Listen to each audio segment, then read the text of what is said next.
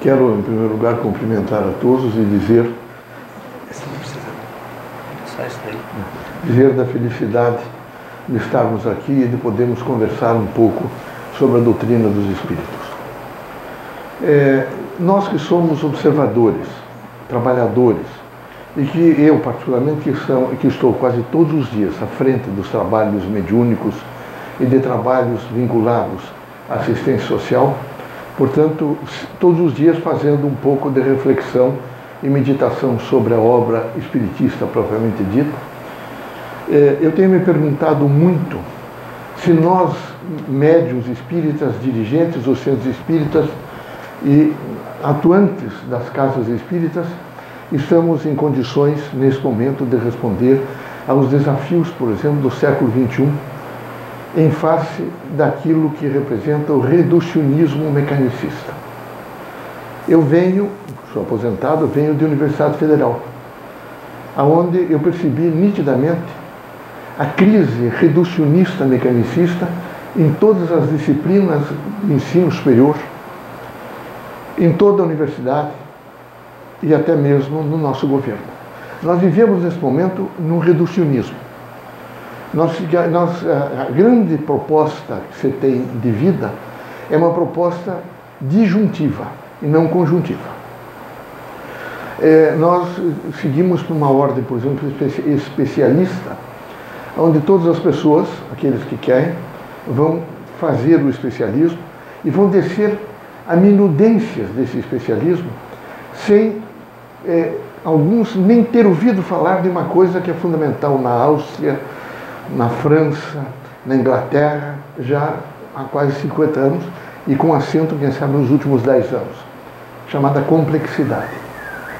Nós não resistiremos na dimensão do ensino por mais 5 anos sem realmente assumirmos de pronto a complexidade. Ou nós assumimos a complexidade, ou nós vamos à bancarrota. Não é possível continuar sem uma ação construtiva em torno da complexidade. Em torno da complexidade, nós precisamos também pensar, veja, nesse mecanicismo reducionista. Ele é tão perverso e tão forte sobre todos nós, que o que ele tem significado nesse momento não é outra coisa senão nos reduzir, não é, a normas e a protocolos. Nós não seguimos padrão, nós seguimos normas e protocolos. O centro espírita não foge disso. Nós também vivemos em torno de normas e protocolos.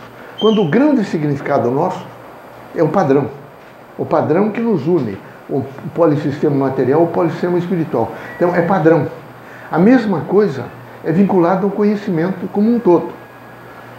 Esse é o momento onde nós pensávamos, por exemplo, que a dimensão crítica, por exemplo, normativa desses regulamentos, e quando eles não são escritos, eles estão conscritos, por exemplo, num sentido de ciência em que nós devemos seguir, eles realmente mutilam todos nós, mutilam o pensamento, e a gente não tem força para se libertar. E nós ficamos no disjuntivo cada vez mais. Isso significa, a doutrina, por exemplo, dos espíritos tem que conservar a obra toda de Kardec, tem que preservar, mas tem que regenerar. Nós temos que contextualizar, que sem contextualização nós não temos o novo.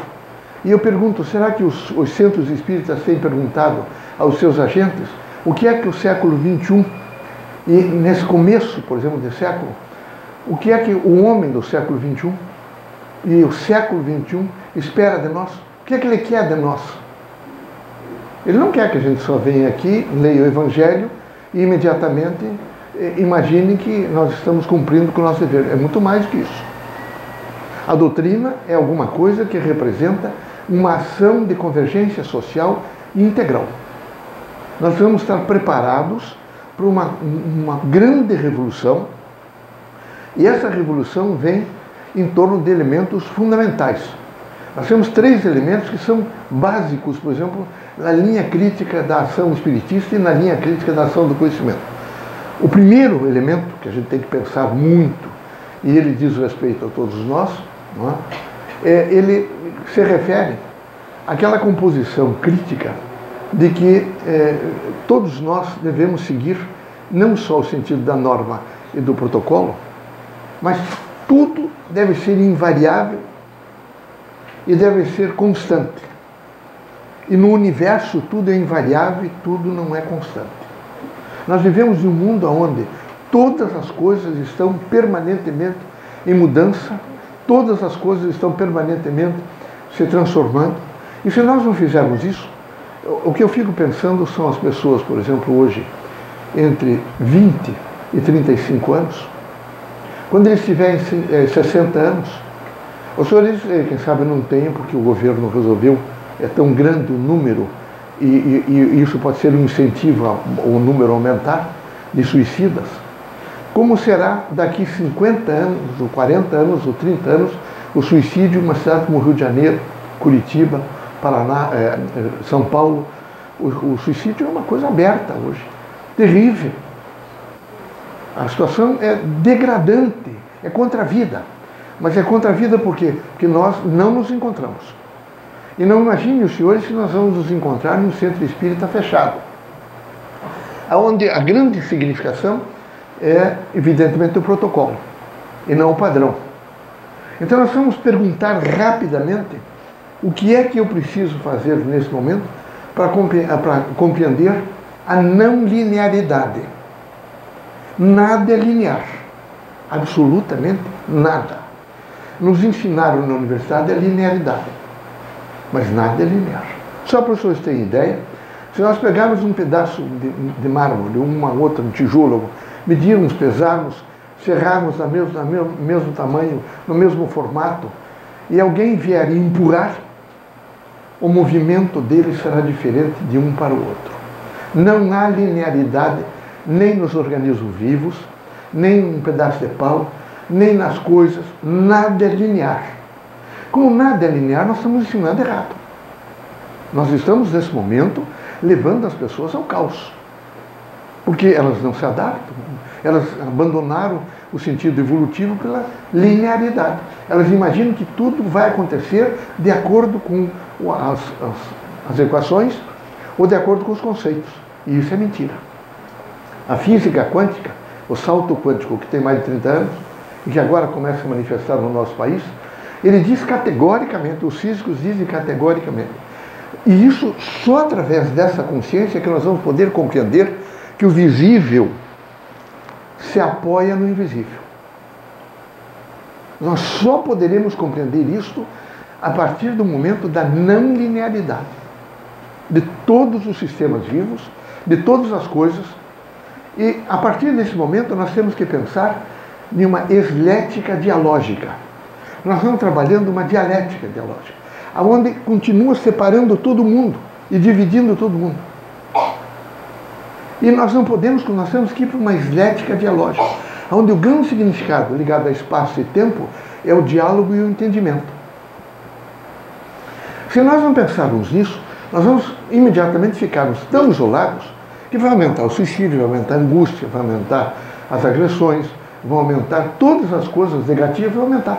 Porque nós não teremos mais o chamado repouso do amigo, do parente. Nós teremos dificuldade de conversar os nossos estados de alma, os nossos estados espirituais com pessoas a quem nós temos afeto. Porque nós, devagar, estamos deixando de ter afeto. E deixando de ter afeto porque nós não temos mais, eu diria assim, certeza de que a gente gosta, de que a gente ama. Nós vivemos uma frugalidade e num aspecto assim de que tudo passa e tudo está passando, que a gente não tem mais, a gente não se detém para fazer um pouco de reflexão, voltar dentro de nós mesmos e imaginar os registros informacionais que nós fizemos aos 18 anos, aos 20, aos 10, aos 35, aos 40. Nós esquecemos, eles estão registrados, está nada. Então nós não meditamos. Quando acontece uma coisa nova e que nós teríamos que comparar com alguma coisa que está acontecendo conosco, nós não temos parâmetros para comparar, porque nós não sabemos fazer reflexão. Então nós não meditamos, não temos dificuldades imensas de meditar. Nós não temos diálogo. Os diálogos são curtíssimos, porque a não linearidade é morte. A linearidade, desculpa, é morte. A não linearidade é vida. Enquanto a linearidade fecha, a não linearidade abre. A gente começa a perceber um mundo novo. A doutrina dos espíritos ainda trabalha, não é, essa dimensão crítica, numa visão maior. Por exemplo, a doutrina ela tem transespaço. A mensagem que nós damos aqui, ela fica, nós já sabemos hoje, e pela física quântica também, todos nós não ouvimos só linguagens. Todos nós não sentimos cheiros só pelo nariz, nem pelos 5 sentidos. Quer dizer, nós não nos comunicamos pelo mundo pelos 5 sentidos. Precisou que os físicos quânticos viessem dizer isso para que nós pudéssemos entender a grande significação da mensagem, da informação e da comunicação. Como essa informação é viva e ela está a todo instante se comunicando com todos, a mensagem espírita é transsocial. Ela vai de um indivíduo para o outro, de um indivíduo para o outro, para um indivíduo para o outro, e na medida que eu for encontrando pessoas, católicos, evangélicos, ateus, agnósticos, nós estamos transferindo essa mensagem. Por isso nós temos a responsabilidade de trazer uma mensagem, não é, que seja coerente, digna e responsável. Portanto, solidária com a humanidade. Outro, ela é transnacional. A mensagem espírita é transnacional. Ela vai imediatamente, aonde ela chegar, ela se transfere através do plasma da cultura da localidade. A localidade tem um plasma, e esse plasma da cultura, ela imediatamente capta a mensagem e ela vai se transferindo. Vejam, a responsabilidade é nossa. Não é? E ela é transsecular. Os séculos vêm e nós vamos continuar efetivamente traduzindo. Nós vamos traduzir mensagens concisas. Nós não podemos continuar nem com o misticismo, porque esse radicalismo místico, não é? Esotérico, essa dimensão, por exemplo, de fazer sempre a mesma prece, nós fazemos sempre a mesma, nós somos dentro do protocolo. Quer dizer, dentro da casa espírita, quem sabe, no frontispício da entrada da casa espírita, devia ter, quem sabe, o seguinte dizer: aqui se ensina a pensar. Quer dizer, nós não ensinamos o que deve pensar, nós ensinamos a pensar.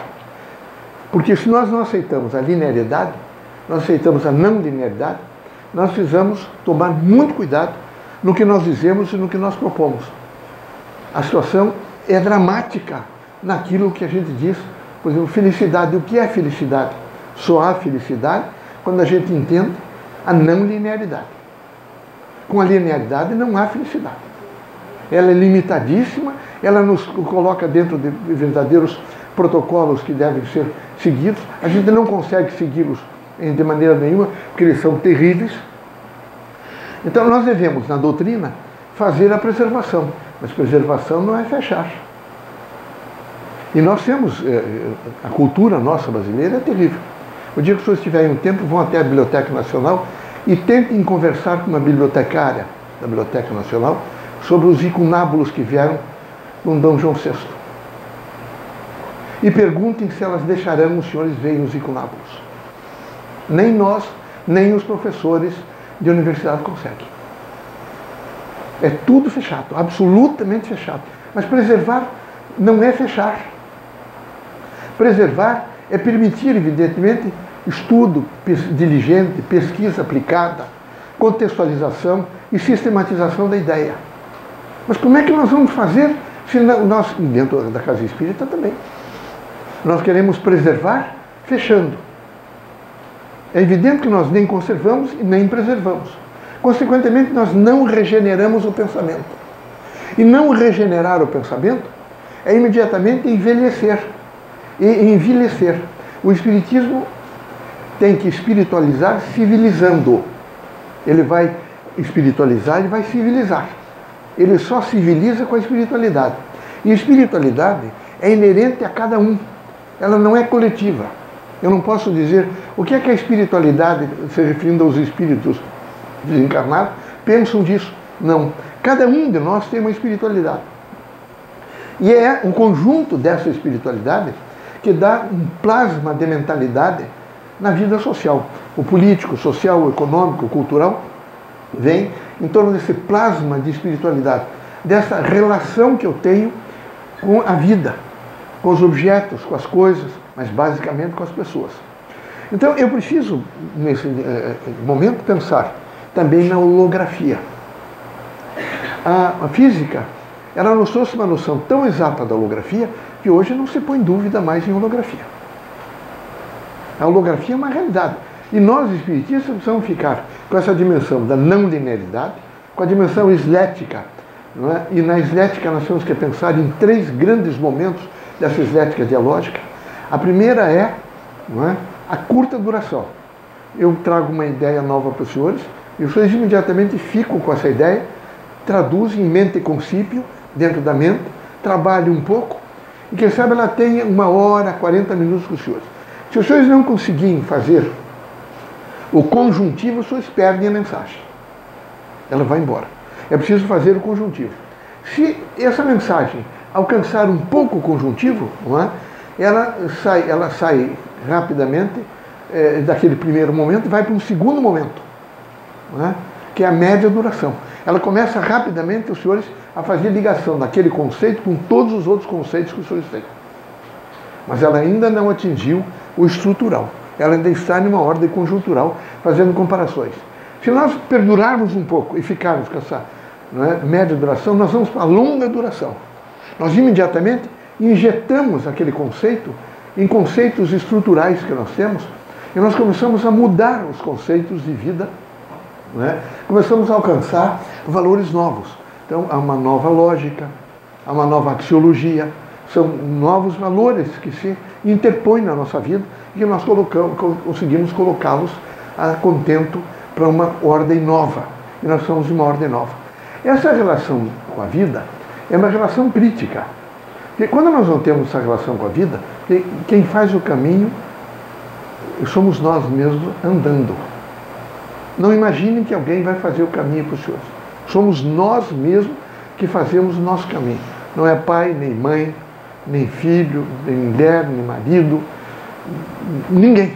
Nem chefe religioso, ninguém. Cada um terá que fazer o seu caminho. O caminho é inerente a cada um. Nós vamos, nesse nível de reflexão, imaginar o que é que eu quero para o futuro. Quero ser feliz? Quero. Mas o que é que eu estou buscando nesse momento? Se eu perguntar, quem sabe, para os senhores quantos livros os senhores leram no semestre passado, quantos livros?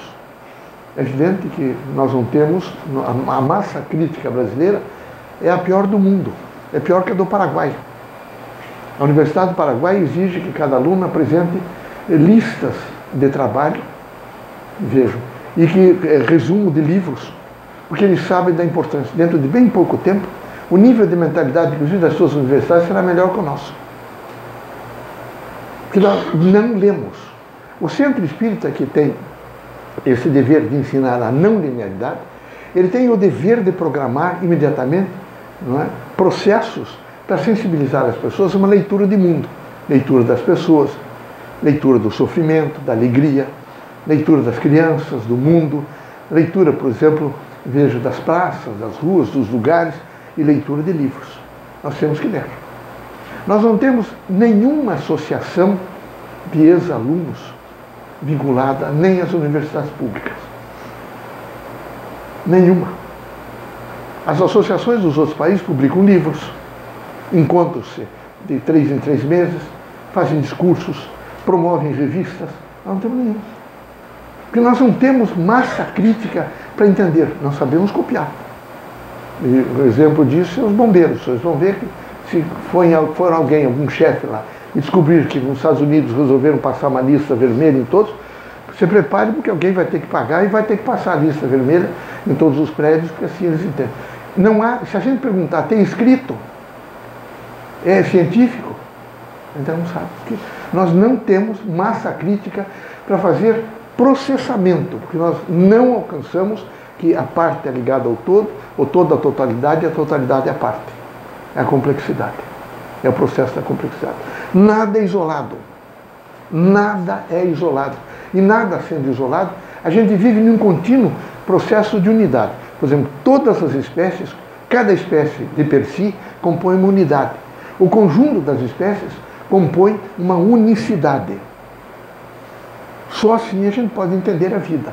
Se a gente não puder entender a vida, Como é que nós vamos entender, evidentemente, o espírito, a alma, não é? O próprio corpo? Como é que nós vamos entender, por exemplo, o objetivo nosso espiritista de nos sentarmos 2 vezes por semana, ou 3, ou 1 vez por semana, e ouvirmos mensagens e imediatamente processarmos essas mensagens para a gente se transformar melhor em uma política de relações humanas, em uma política social, em uma política educacional, em uma política, evidentemente, de comportamentos, não é, que digam a respeito da amizade, da afetividade, da luz, do conhecimento, da pesquisa. Nós não temos isso. E não tendo isso, nós trouxemos, com todos os issues que nós recebemos na universidade, todos os issues que nós recebemos de todas as outras religiões, nós adentramos para a casa espírita. E criamos o radicalismo. Estamos com o radicalismo. Esse radicalismo não permite contextualizar nada. Qualquer contextualização está fora de Kardec. Não. Kardec é muito claro. O espiritismo avançará com a ciência. Todas as vezes que for feita uma descoberta científica, essa descoberta deverá ser trabalhada no centro espírita. Mas como é que nós vamos trabalhar no centro espírita se nós ainda estamos na linearidade? Se nós, nesse momento, não entendemos que nada é linear. Como é que nós vamos trabalhar se nós não entendemos, por exemplo, não é, a dimensão eslética no espaço, no tempo? Se nós não entendemos que o espaço é plástico e que a gente está continuamente aumentando o espaço, diminuindo o espaço, compondo. Como é que nós vamos entender, por exemplo, nesse momento, as chamadas crises existenciais, se a gente não entendeu ainda o cognitivo, o afetivo, o psicomotor, o conativo? Tem uma dificuldade imensa. Se perguntar, por exemplo, quem sabe para um estudante de psicologia, vocês são capazes de fazer imediatamente um conjuntivo entre biologia e psicologia? E com toda certeza, se for honesto, dirá que não. Porque elas são disjuntas. Elas são disjuntadas. E nós vamos compor um quadro conjuntivo. Enquanto nós não compusermos esse quadro conjuntivo, nós teremos imensa dificuldade de entender tudo. Eu vi uma pessoa criticando esse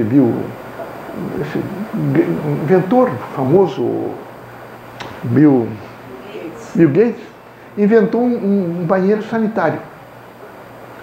Então eu vi um professor universitário disse: isso é um absurdo. Imagina uma coisa dessa. Eu tive vontade de perguntar para ele: em 20 anos nós teremos quantos milhões na Terra, professor? Quantos milhões nós teremos? Será que esses pontuais, como Bill Gates e outros, não terão que estar muito à frente de nós, quem sabe, 30, 40 anos, para começar a produzir? Mas todo mundo que estiver fora, evidentemente, da linearidade, daquela linearidade, ele imediatamente é repudiado. E ele não está na linearidade. Nunca teve nos seus inventos, não está nas suas composições, e inúmeros outros físicos nucleares todos não estão. E quem sai da linearidade recebe, às vezes, pelos chamados conselhos de ciência, graves demonstrações. Não imagine, os senhores, que a gente faz alguma coisa aqui onde nós estamos, pacificamente, e sem pagar um ônus altíssimo.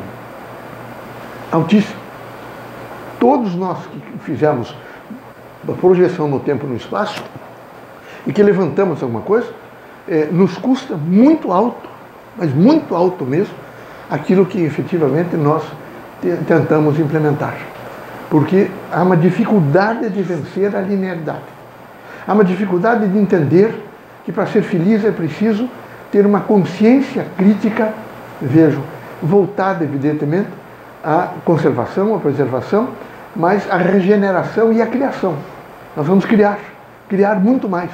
Então na casa espírita nós não podemos ficar repetindo o mesmo discurso. Nós não podemos ficar aqui deixando de ter de oportunizar para pessoas que vão para gabinetes e que nos digam algumas coisas que querem nos dizer, para que elas se libertem e amanhã venham fazer parte conosco de uma dimensão maior da vida.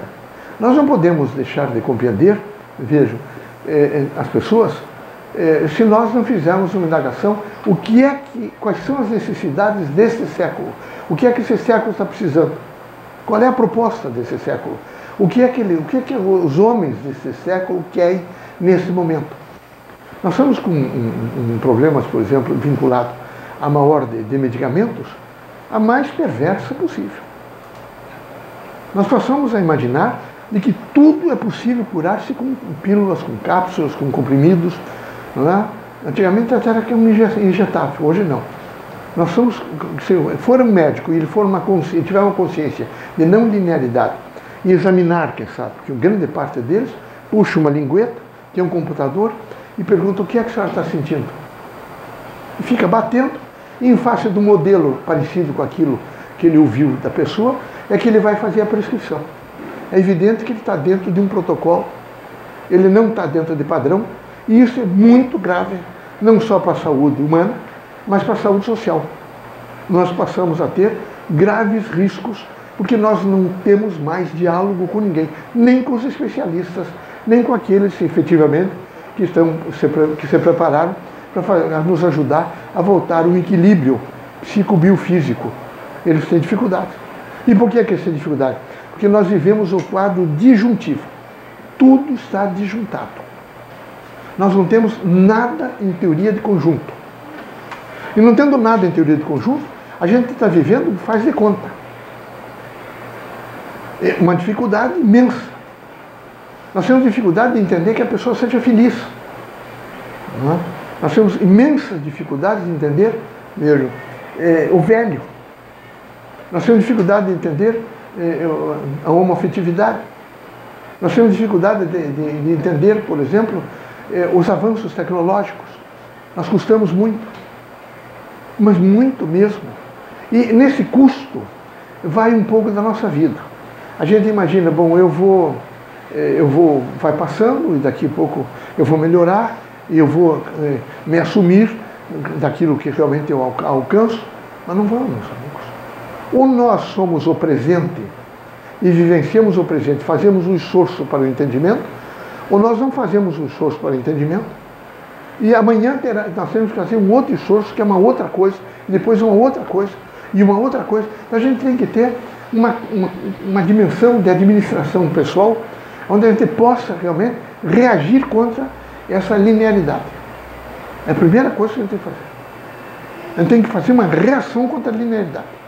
Feita a reação contra a linearidade, nós começamos a entender que as coisas não podem ser iguais, que não há duas coisas iguais no universo. E que a gente tem que ter a coragem de procurar, dentro desse padrão que une, e não o protocolo que desune, compreender, não é, essa dignidade do ser humano na sua visão crítica de ser. A visão crítica de ser do ser humano, não é, ela está completamente comprometida, que nós temos dificuldades, por exemplo, imensas, de perguntar a nós mesmos o que é felicidade. Muita dificuldade. Imensa dificuldade. A última, quando é que eu fui bem feliz na vida? A última semana, eu posso dizer que eu fui feliz? Eu tive alegria, eu vivi? Não, nós vivemos continuamente sob tensão. Não temos autodomínio. Somos completamente sem autodomínio. Queremos sempre, veja, nós estamos com um problema que as pessoas têm dificuldade de fazer resolução dos seus problemas. Os desafios acontecem e nós vamos chamar alguém para nos ajudar. Porque nós não temos mais, por causa nós estamos disjunto, e nós queremos, no momento de crise, nós queremos ficar próximo. Mas as pessoas não querem mais ficar próximo. Porque não há mais possibilidade. E é tão grave isso que se diz, o velho, por exemplo, ele está hoje com 70 anos, 80, 90 anos, vamos interná-lo. Mas esse é um momento de ouvi-lo um pouco. Ele tem experiência.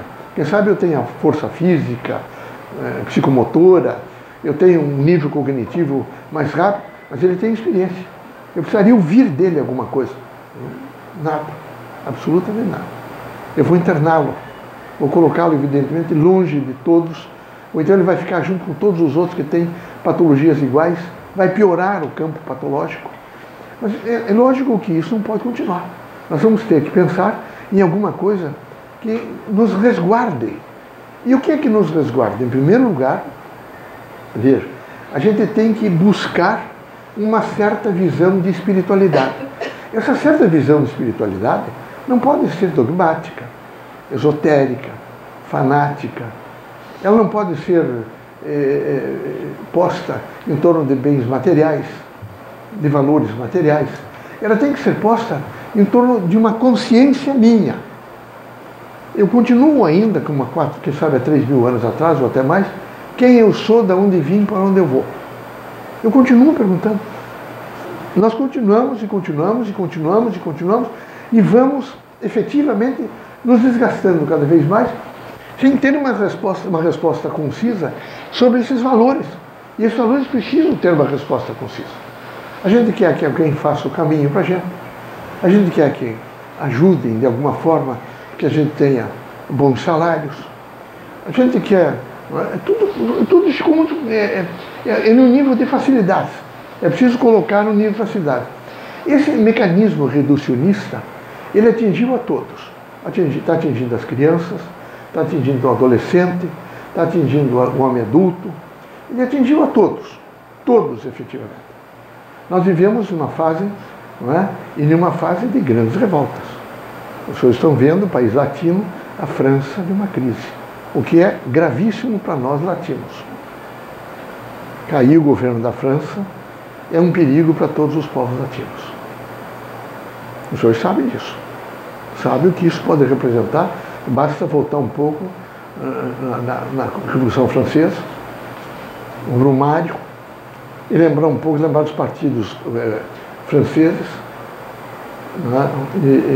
os girondinos, por exemplo, e os senhores vão imaginar o que representa um padrão para o mundo até ocidental, uma parte do mundo ocidental, e basicamente padrão para todos os latinos. A crise é diária na França. Ela está se acentuando de tal maneira que já há pedido para que alguns estrangeiros deixem Paris.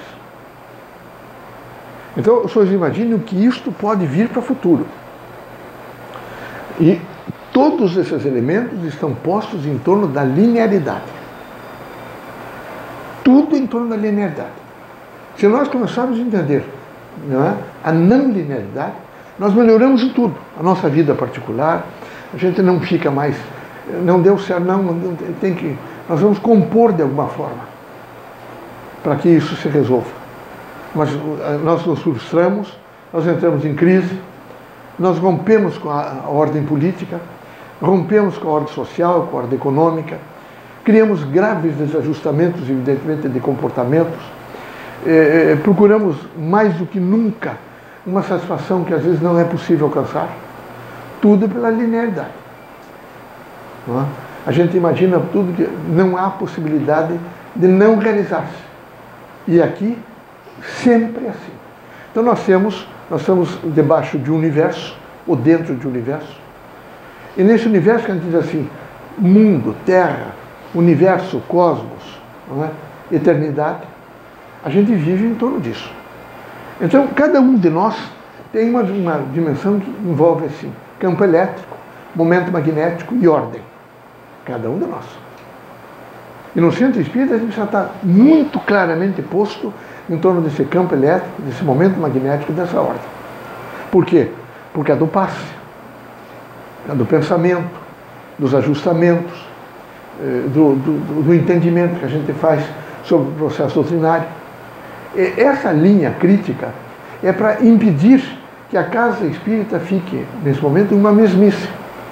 O que ela tome conta de um protocolo, esse protocolo se refaça todos os dias da mesma forma. E a gente conhece rapidamente o protocolo, porque o que é que o guia disse? Isso é o primeiro sintoma do protocolo.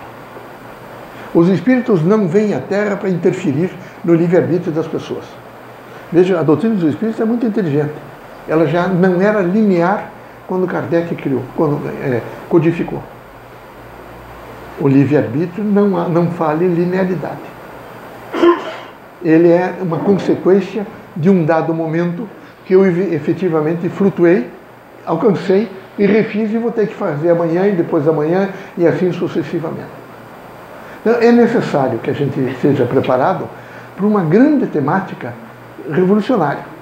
Essa temática revolucionária espiritista é aquela que vai alcançar todos nós e nós vamos levar para a população, para a comunidade, não é através de diálogos, de palestras públicas, não. Se nós tivermos processado isso, nós vamos comunicar. Nós vamos processar. Não adianta, por exemplo, eu falar que os conceitos doutrinários são transsociais, não é? São trans, por exemplo, continentais, são transseculares, são transnacionais. Mas é preciso saber o que é que isso representa.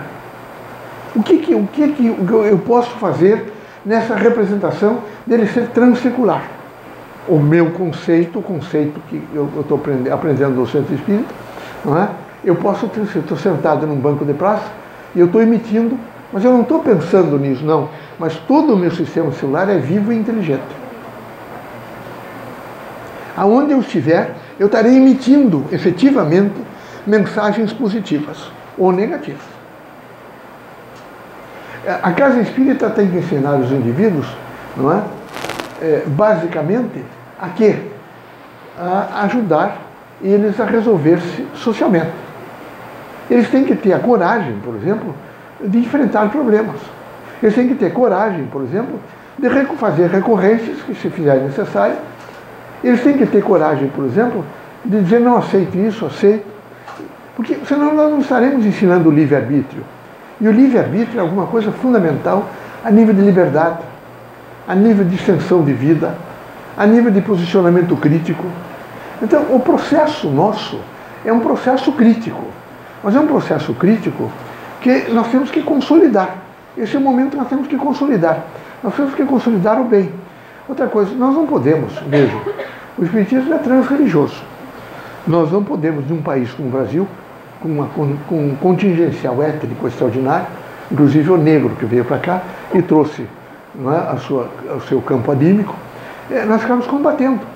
A doutrina espírita não perde tempo combatendo religião. Nós não somos contra ninguém. Nós dizemos assim que nós aceitamos a ciência, a filosofia, não é, a religião e a primeira mão. Então não dá para ficar dentro do Centro Espírita fazendo dividir apologia, não. Nós temos que aceitar, trabalhar. O que nós não podemos é trazer para a Casa Espírita os dogmatismos de nenhum outro núcleo religioso. Isso não significa, de maneira nenhuma, que a gente esteja se imiscuindo nas outras. Não. Nós temos respeito pelas outras, não falamos mal das outras, temos profunda consideração por aquilo que diz respeito a Deus, mas queremos que, nesse momento, o nosso trabalho, a nossa dimensão, não seja reducionista. Que a gente não seja dogmático, que a gente não seja esotérico, que a gente não imagine, por exemplo, que ficar repetindo uma prece 10, 12, 15 vezes vai resolver o nosso problema. Mas vai resolver o nosso problema fazendo, evidentemente, um juízo crítico e uma reflexão e meditação sobre o tema que a gente está vivendo. Esse processo crítico é um processo de vida, é um processo evolutivo, é um processo de alegria, de paz, de fraternidade, de luz. Mas é preciso que cada um de nós, dentro do seu status quo que está vivendo, tenha condições de ajudar, tenha condições de fazer. Porque eu quero dizer uma coisa para os senhores. Quem tiver 20 anos hoje, 15, 30, e não estiver feliz, imagine daqui 10 anos. É só ser um pouco inteligente e perguntar quem viveu, quem teve a idade que alguns hoje têm, de 20 anos, de 30 anos, quando eu tinha 30 anos, o que é que eu fazia? Como é que eram as situações? Eram diferentes. Nós estamos a cada dia, nos centros urbanos, sofrendo maiores limitações. Cada vez mais limitações. Por exemplo, nós somos num quadro de insegurança no nosso país que invadiu todos os homens. Nós temos a insegurança é total. Não é uma insegurança no sentido de revólver, de arma branca. Não, nada disso. É uma insegurança em todos os sentidos. Cognitiva, afetiva, psicomotora, conativa, espiritual. Há uma insegurança. É como se nós estivéssemos em cima de alguma coisa móvel que não nos permita, nesse momento, nos afixarmos. Então, a gente deve ter algumas ilusões, deve ter. A gente deve ter, por exemplo, imaginação no sentido de até fortalecer a esperança. Mas a gente não pode ser quimérico, não pode ficar imaginando coisas fantasiosas. Pode ter um pouco de fantasia para ajudar a esperança, mas não pode ser fantasioso, porque isso não leva, evidentemente, a pessoa a realizações pessoais. Nessa linha crítica, era preciso que nós começássemos a fazer uma maior avaliação de conteúdo das obras espíritas. Nós temos dois tipos de obras espíritas, as obras de causa e as obras de efeito. E as obras de causa são as obras todas de Kardec, de Leon Denis, né? E tem outros, até alguns franceses, mas tem também alguns que aqui trouxeram até no nosso país. O Chico mesmo tem Mecanismos da Mediunidade, é um livro é um livro de causa, que a gente precisaria, quem sabe, estudar um pouquinho melhor. Mas há outros que publicaram obras extraordinárias que a gente precisaria ler. E ler e traduzir, quem sabe contextualizar, para a gente chegar, evidentemente, a um bom termo. A evolução tempo e espaço vinculada ao Espiritismo foi crítica. Nós temos, segundo o próprio IBGE, o maior contingente de doutores nas casas espíritas, de pessoas que frequentaram universidade, não só fizeram bacharelato ou licenciatura, mas fizeram mestrado, doutorado e pós-doutorado. É o que o IBGE está dizendo. Nós temos o maior número de pessoas que, portanto, nós temos dentro da casa espírita um grau, vejo, de pessoas, uma massa crítica, maior que todas as outras religiões. Mas é inoperante, porque em religião nós temos o poder de domínio. As lideranças têm poder de domínio. Então precisamos tomar muito cuidado para não ficar, de maneira nenhuma, fazendo dominação sobre as pessoas. A proposta deve ser uma proposta aberta, onde a grande dimensão é ensinar o indivíduo a pensar e convocá-los para trabalhos significativos nessa ordem social. Porque se nós não fizermos isso, nós estaríamos, evidentemente, no reducionismo. Reduzindo e repetindo as mesmas coisas,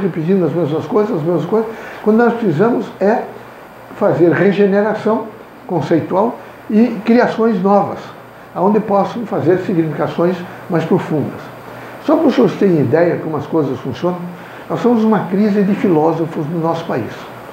Eu não estou falando em formados por cursos de licenciatura ou bacharelato em filosofia nas universidades. Isso é fácil de conseguir. Eu estou falando em pessoas que, nesse momento, são capazes de sentar e escrever sobre Deus, sobre o universo, veja, sobre a vida, sobre a fraternidade, não é? Sobre, por exemplo, a esperança, sobre o crime. São pessoas que vão trazer uma linha de pensamento filosófico. Uma das variáveis do enfraquecimento dessa linha é porque nós temos poucos poetas. Pouquíssimos poetas. O poeta é um filósofo. E na medida em que ele faz o conjuntivo do pensamento, ele traz no currículo culto desse conjuntivo uma dimensão de poesia, uma dimensão de filosofia. É uma poesia filosófica. Como nós temos muito pouca filosofia, nós temos muito poucos filósofos. E o nosso país precisa urgentemente de mais filósofos. Até mesmo, o primeiro exemplo de falta de filósofos são 30 partidos políticos. Nós devíamos, ter 5, 3 fortes, com princípios filosóficos, mas eles têm os seus ideários, mas não têm filosofia. Então, hoje é de um partido, amanhã é de outro, quem dera mais. Por quê? Porque nós não temos um assentamento filosófico. Então, o background da mentalidade no centro espírita é a filosofia espírita. Nós temos no centro espírita um background de cultura e de filosofia. Esse background de cultura e de filosofia é fundamental. Quero também dizer aos senhores de que na dimensão crítica, por exemplo, a gente precisa imaginar de que é a nossa mentalidade que cria o plasma cultural. Esse plasma cultural, ele pode desaparecer.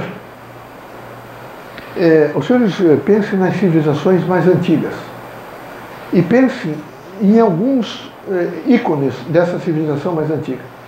Pense um pouco em Ashoka, que foi um dos primeiros grandes imperadores da Índia. Será que ele não teve nada, não tem nada registrado da Ashoka? Ficou só oralmente. Nem os símbolos se mantiveram. Alexandre o Grande, o que é que sobrou de Alexandre? No sentido material. Então, o que nós queremos dizer é o seguinte: tudo que for da matéria é plasma. Plasma cultural. Ele tem um período de vida, ele se dissolve. Tudo que for matéria fica na Terra. Então, essa dimensão que a física está levantando nesse momento e nos trazendo efeitos extremamente significativos através do salto quântico, que tudo é quântico. Esse é um momento quântico. O ensino fundamental vai ser quântico, o ensino infantil vai ser quântico, o ensino de segundo grau vai ser quântico, a universidade inteira será quântica. Nós não temos mais continuar na linearidade. Nós vamos pular rapidamente para o quântico. As casas religiosas todas terão que absorver o quântico, porque virão obras novas. E nós teremos que compreender melhor essas obras. E para compreender essas obras, nós temos que compreender um pouco mais, vejo, a significação do visível e do invisível. Os físicos já praticamente aceitaram de que alguns homens, em face, eles examinaram pessoas com febre, depois eles examinaram pessoas com alucinações, depois examinaram pessoas que faziam drogas e viram que havia uma linha de pensamento, mas com núcleos mais ou menos parecidos, e que aquilo indicava uma significação de ordem não material. Ainda não chegaram a algumas conclusões mais exatas, porque isso tem que se fazer consultas intensas sobre essa linha crítica. Mas já tem registros. Tem registros, por muito pouco tempo, né? Eles dizem que, até, quem sabe, há 2 anos atrás, seria absurdo a gente dizer que um cão, um gato ou alguns animais tinham uma mínima parcela de entendimento. E que, quem sabe, eles sabiam voltar para o soninho, sabiam. Os pássaros é instinto, mas o que é instinto? Nós nominamos, tipificamos, codificamos e passamos a repetir anos. Ficamos repetindo. E não trabalhamos o efeito. Há 2 anos atrás trabalhou, não, eles têm. E chegaram até a conclusão estranhíssima. Eles viram, por exemplo, que o cachorro olha no espelho, late, imagina que é um outro. Mas quando colocaram um pitecântropo, um macaco, ele olhou, fez isso aqui. Quando ele fez isso, ele sentiu que era ele. Ele foi e olhou atrás. Voltou e coçou o nariz. Ele não era igual aos outros animais. Ele não é igual aos outros. Ele tem um outro entendimento. Alguma coisa nele, num sentido incipiente cognitivo, é diferente dos outros animais. Esses elementos todos estão sendo somados, vão com um grande bojo conjuntivo, que vai nos trazer, com toda certeza, uma conceituação nova. Nesta conceituação nova, nós vamos crescer muito. Vamos crescer muito mesmo. Nós vamos crescer para um mundo novo. Um mundo de uma liberdade maior, com maior responsabilidade. Um mundo onde o conhecimento vai operar a força da sabedoria e a sabedoria vai continuar crescendo. Não adianta só a gente ter conhecimento sem saber, é preciso conhecer e saber. Não adianta só saber sem fazer, é preciso saber fazer. Mas não adianta só saber fazer e não fazer. Só para os senhores terem ideia do disjuntivo, nós temos, na minha área, por exemplo, 150 alunos de direito que se formam. Quem sabe 5 vão para o fórum. Os outros não sabem fazer. Alguma coisa aconteceu, alguma coisa está acontecendo, tem dificuldades. O saber fazer e o fazer é uma distância muito longa. Então, esse salto quântico que vem aí, e que vai nos colocar diante de um mundo novo, nós vamos ter que enfrentar esse mundo novo, o centro espírita tem que responder. Mas ele tem que responder com coerência, com espírito crítico. Ele tem que responder com uma visão lógica axiológica. Tem que ter uma certa lógica. E que tem que ter valores. Ele tem que somar valores e recompor, evidentemente, alguns conceitos. A visão crítica, evidentemente, do mundo se alterou. Veja, eles estão programando para fazer um povoamento na Lua. Então, algumas pessoas ficam pensando, mas vejam, os lineares vão reagir. Os não lineares sabem que é preciso pensar em viagens espaciais. Todos os não lineares começam a entender o que representa, por exemplo, não é, uma viagem dessa. Os não lineares são transsociais, são transseculares, são transnacionais. Fazem toda uma transversalidade na ciência. E nós temos que, em torno de ciência, filosofia e religião espiritista, fazer transversalidade. Então a gente precisa pensar também na transdisciplinaridade. A gente tem que pensar no trânsito do conhecimento entre todos os segmentos da ciência e, consequentemente, do espiritismo, para impedir que o espiritismo, não é, nesse momento, sofra o reducionismo, que ficaria horrível o reducionismo. Ele já está precário, mas com um reducionismo maior, ele ficaria pior, bem pior. E nós precisamos rapidamente alcançar também a transdisciplinaridade, a visão crítica da transdisciplinaridade. Nessa visão crítica, a gente tem que aprender a transversar valores, dimensões universais, especialistas, alternativas, individuais. Nós temos que descobrir o que é forma, significado, uso, função. Nós temos que buscar, evidentemente, aquilo que diz respeito a uma ordem universal. O que a gente entende por universo? O que é esse universo? Nem que seja numa linha de filosofia, a gente tem que ter algumas explicações, algumas posturas de uma ordem mental para que aconchegue-se sobre a gente uma dimensão nova. Esses elementos todos vão devagar nos trazendo propostas mais lídimas, mais claras, mais incisivas, para que a gente possa, consequentemente, entender o próprio trânsito nosso na Terra. Eu e os senhores estamos todos na fila da morte, do desencarne. A qualquer momento podemos ser chamados. Não é? O que é esse processo? É um processo que diz, tem muito valor o presente. Cuide do teu presente.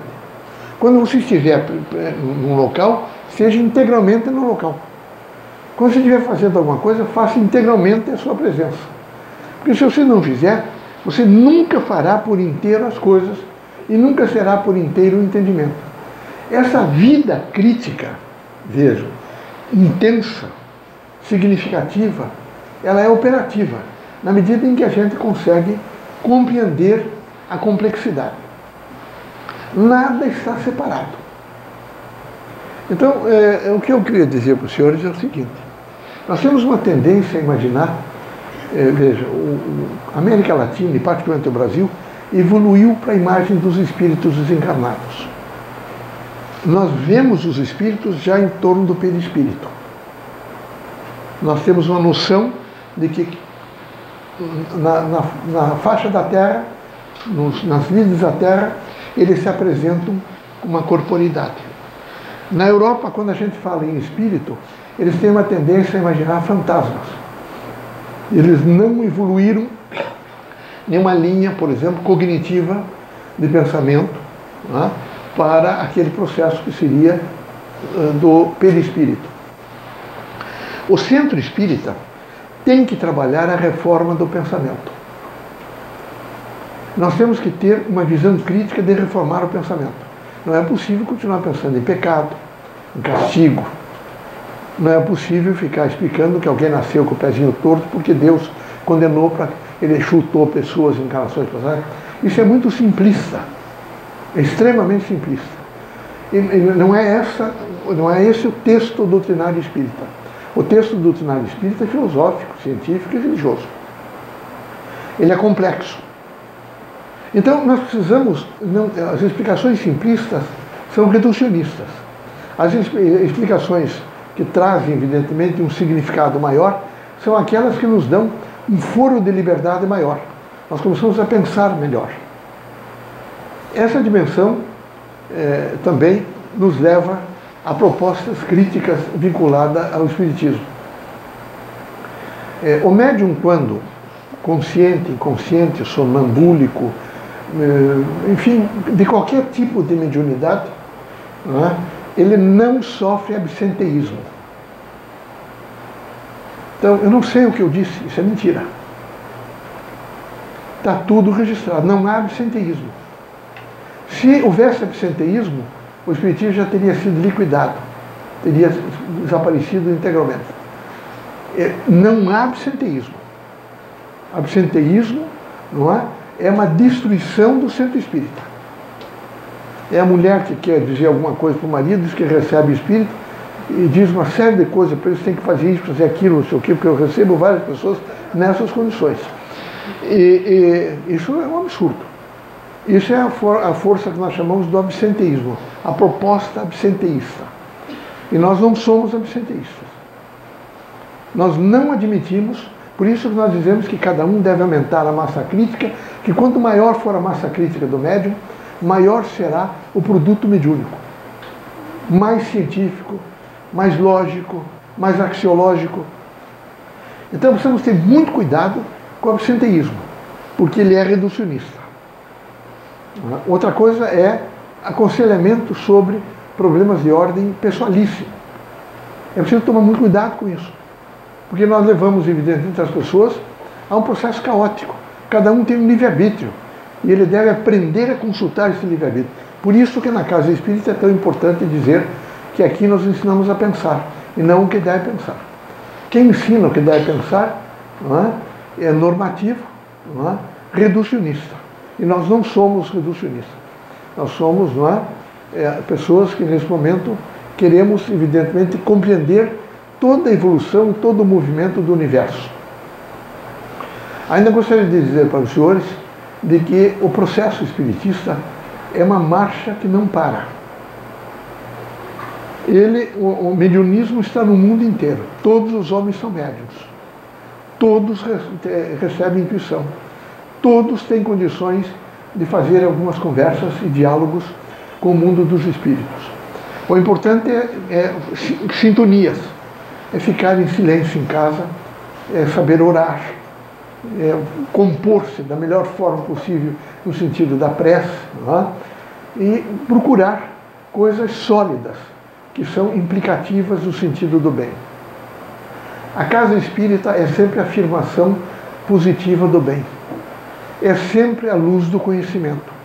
Ela procura por todos os meios demonstrar o quanto representa o amor, a fraternidade, a luz, a esperança.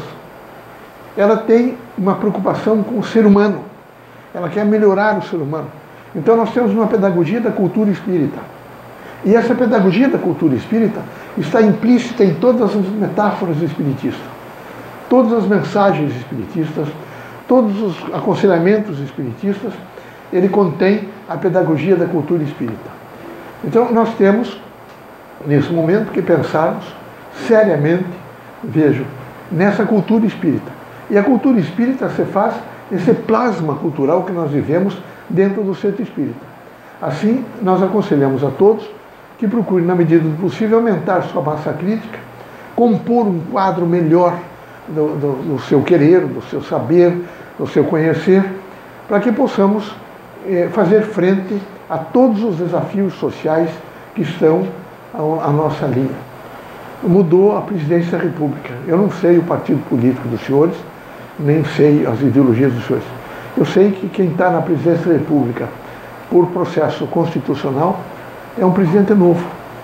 Que nós, independente de ideologias políticas, deveríamos, nesse momento, pedir a forças positivas do bem que plasmassem nesse senhor o que há de melhor, o que nós precisamos. De uma pequena comunidade do interior do Brasil até os grandes centros urbanos, precisam muito de reformas políticas, sociais, econômicas, culturais.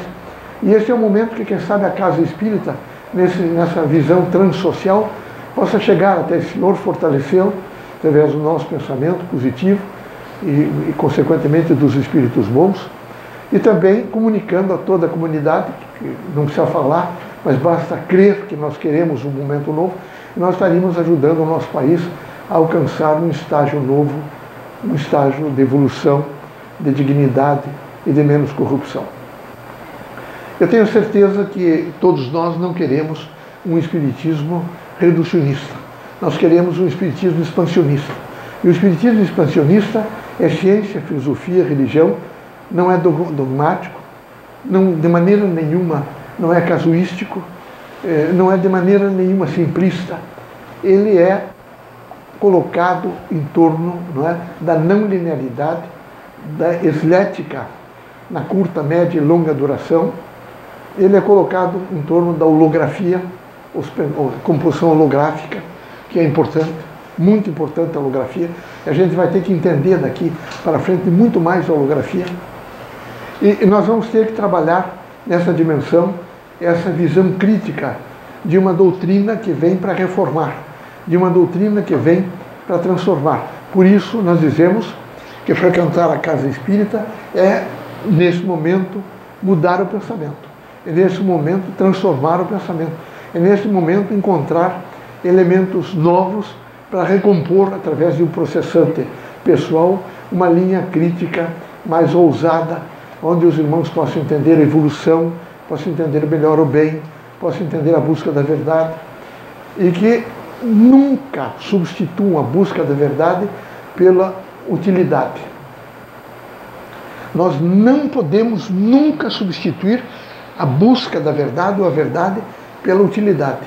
Eu não vou fazer isso porque e a utilidade está me sendo útil, não. Nós não podemos pensar assim, nós temos que pensar continuamente na verdade e não só na utilidade.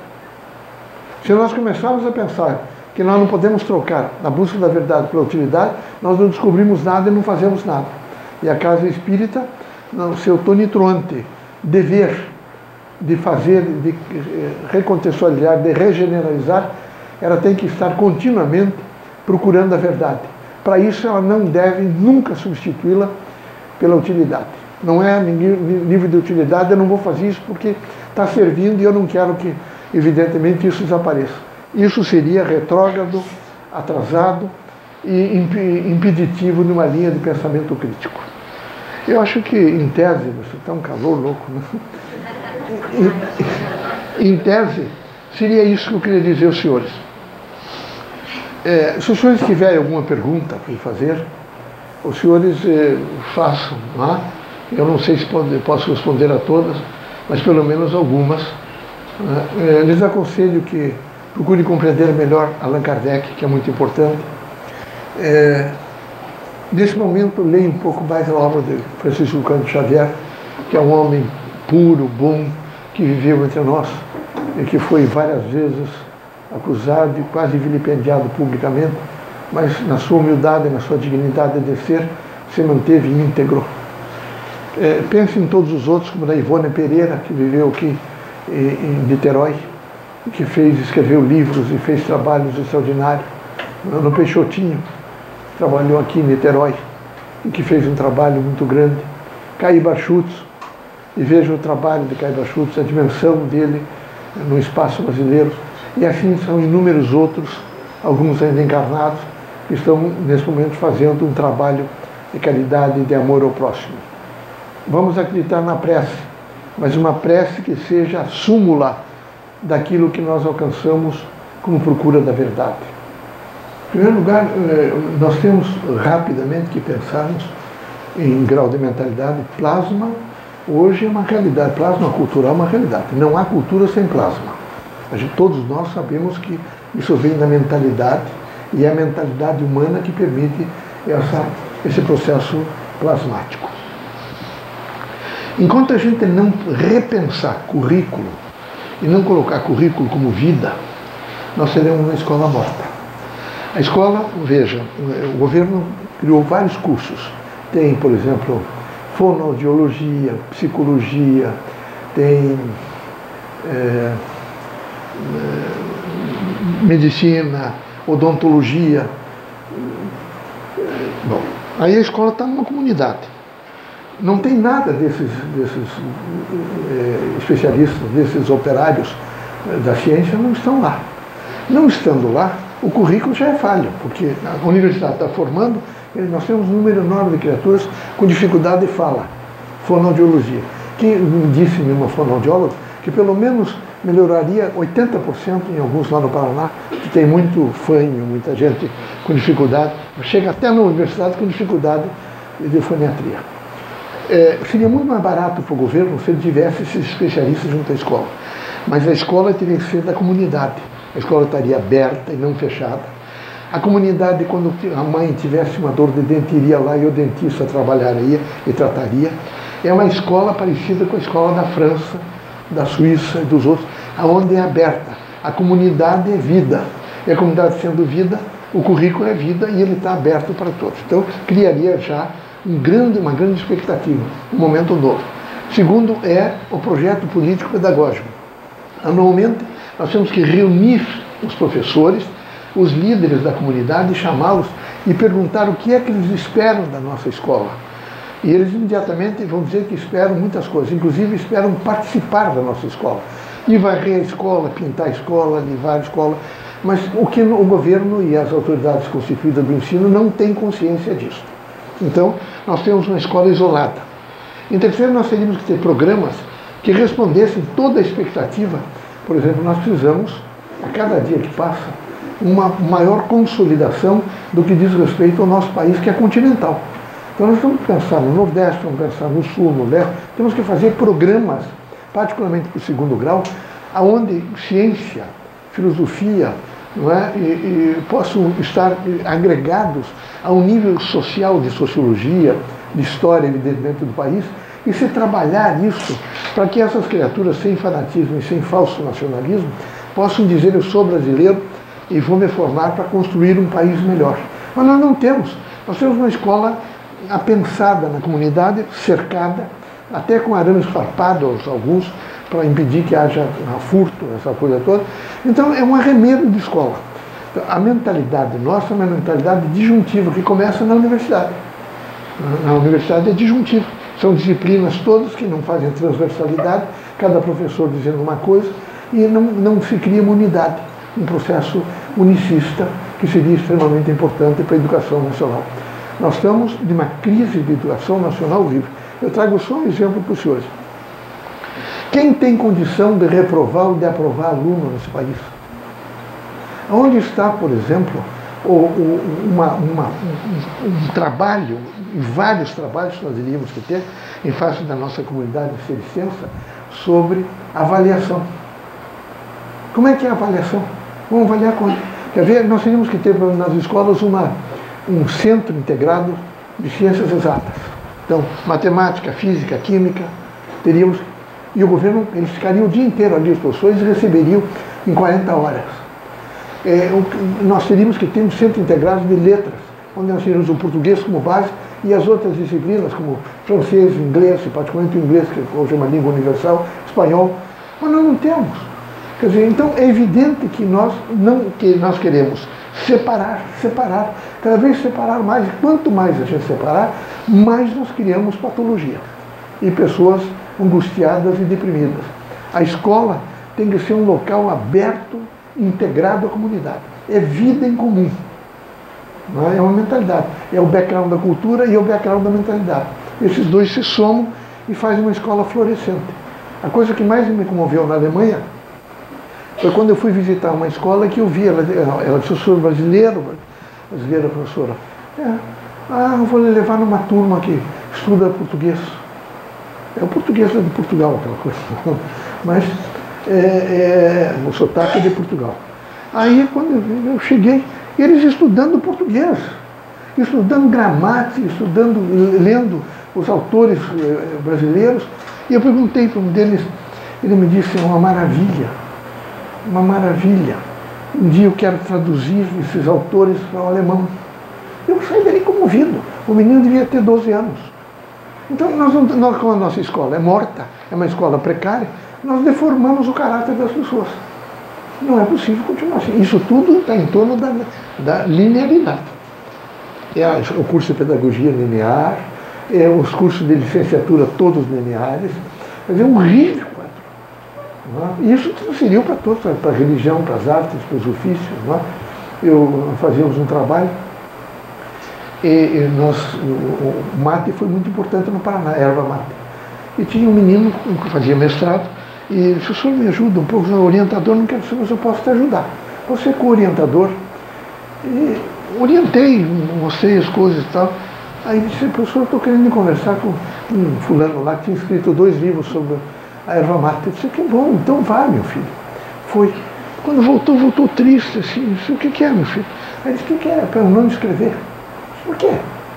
Ele escreveu tudo que tinha sobre a erva mate, ele já escreveu, que é bobagem perder tempo com isso. Veja a petulância de um homem desse, imaginando que nele se encerrava toda a verdade. É lógico que há o pensamento linear. O pensamento linear é esse. Ele liquida as pessoas. Ele está sempre com uma tesoura cortando e deixando dentro de um pequeno círculo. Não é a ilha. Uma porção de terra cercada de água por todos os lados. Que não diz coisa nenhuma. Não é? Eu agradeço os senhores. Espero que os senhores leiam mais Obra Espírita. Que também não falte para os senhores uma consciência de alegria e que se volte mais para a construção do bem. Nós vamos nos voltar mais para a construção do bem. A gente em Curitiba eu tenho 3 escolas que são de carentes.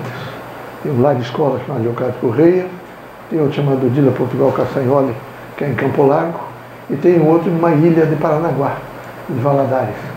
Um tem 140 crianças, outro tem 170, outro tem 190. É uma luta árdua. Quem sabe que seja uma das lutas mais difíceis da gente fazer, porque há pessoas que têm dificuldades de entender. Muita dificuldade. Uma pessoa que até me contraparente meu me perguntou, o que é que você ganha com isso? Eu algum dia perguntei para você se eu estou atrás de ganho, de ordem de ganho material.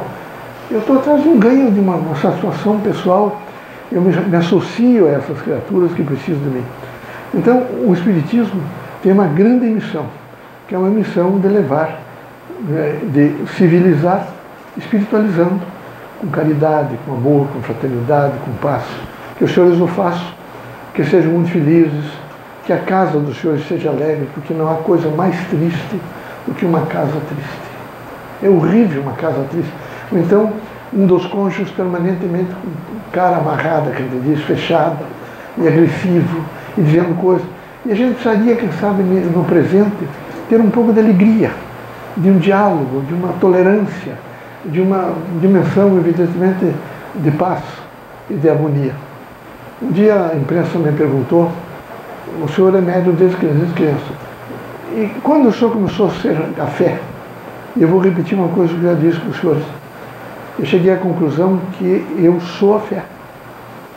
Eu não tenho fé, eu sou a fé. Eu sou continuamente a fé. Eu nunca tive um momento que eu dissesse, pô, não há mais a fé em mim. Eu sou a fé. Muito obrigado pela atenção, Deus ilumine todos nós. Não é?